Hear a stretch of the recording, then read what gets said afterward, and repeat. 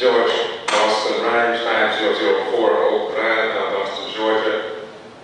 I'm just going to say that I agree with James Wright, Councilman Wright, and I appreciate him having the courage to stand up on behalf of his constituents, who are the voters in our community. Too often I wonder how can elected officials sometimes sit while the people in the community are really torn apart. It's cutting to a degree that deep does not even define the pain.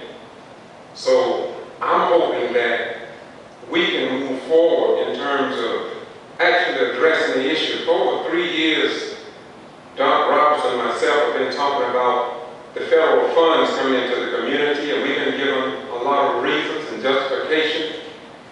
G.B.R. did a study, and we are still wondering about how the federal funds are being spent and dispersed. I'm not going to get into that. I know I'm not going to get an answer from you all. I just want to say too that number two, that I'm going to vote against the SPLOST because I'm like Councilman Wright. When I go through the community and I have people tell me they ain't doing nothing with the money, it goes somewhere else, it don't come to our community, so why should we keep voting a SPLOST in? And so I'm voting against it, and that's public. So that all day time can write that George Boston Rhynes voted against it. And it ain't that I'm ignorant and don't understand that we need the money. I know we need the money. But sometimes, as Republicans say, we just got to cut the money off that to see what you want to do so we can do something different. Also, the Valdosta Industrial Authority, I received a call a few days ago about campaign signs being on that property. We also have a Head Start school or something in the back. And I filmed it and I put it on my YouTube channel, Boston G.B.R. I went and talked to the people there at the Industrial Authority. I didn't know you could put signs out there. I asked them could I put President Barack Obama's sign and the Democrat sign around that building, since all the Republican signs was there. And I believe in fairness like Jesus and God did. And so I noticed the day had gone. I also want to say that sooner or later, I talked before you all about Valdosta actually embracing change. We have had 30 jail deaths.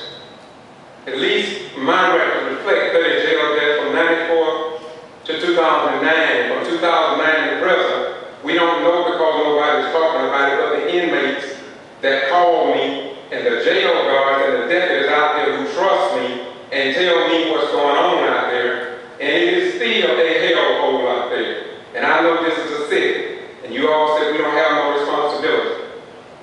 Well, I think an ant have a responsibility for something. I think a honeybee have a responsibility for something for the ongoing of human life on this planet.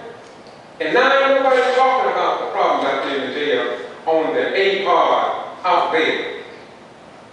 I'm just highlighting that because I know you all not going to get back with me because that don't concern y'all. But it concerns me whenever human life is at stake.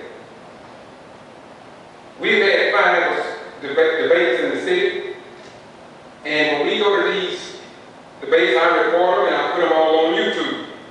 A lot of people are watching my YouTube. That's not why I'm here.